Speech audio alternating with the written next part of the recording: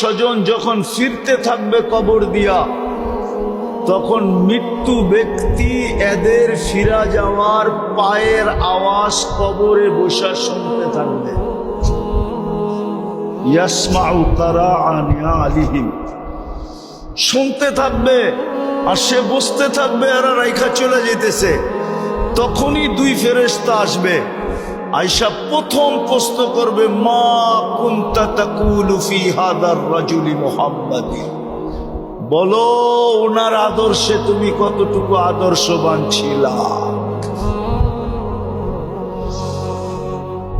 যদি প্রমাণ দিতে পারে, প্রমাণ করাইতে পারে, হ্যাঁ, যার সাথে রহমতের সংযোগ থাকবে, কোরআন এই দিকেও ইঙ্গিত দিছে, ইউসাব্বিতুল্লাহু বিল কওলিস সাবিত।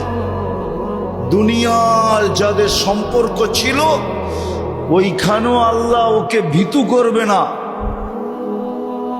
ও ভীতু হবে না, ও তো নির্ভীক হবে কবরে, নির্ভীক। যেমন ওমর রাদিয়াল্লাহু তাআলা আনহু ইঙ্গিত দিছেন, বলছে ইয়া রাসূলুল্লাহ, কবরে যাওয়ার পরে আকল বিলুপ্ত হয়ে যাবে না যতটুক আজকে আছে এতটুকুই থাকবে? আল্লাহর রাসূল বলছে বিলুপ্ত হবে না, আজকে যতটুক আছে এতটুকুও থাকবে না, বাল আকালু, আরো আকল বেড়ে যাবে। বলছে তাইলে জবাব দিতে কোনো অসুবিধা হবে না।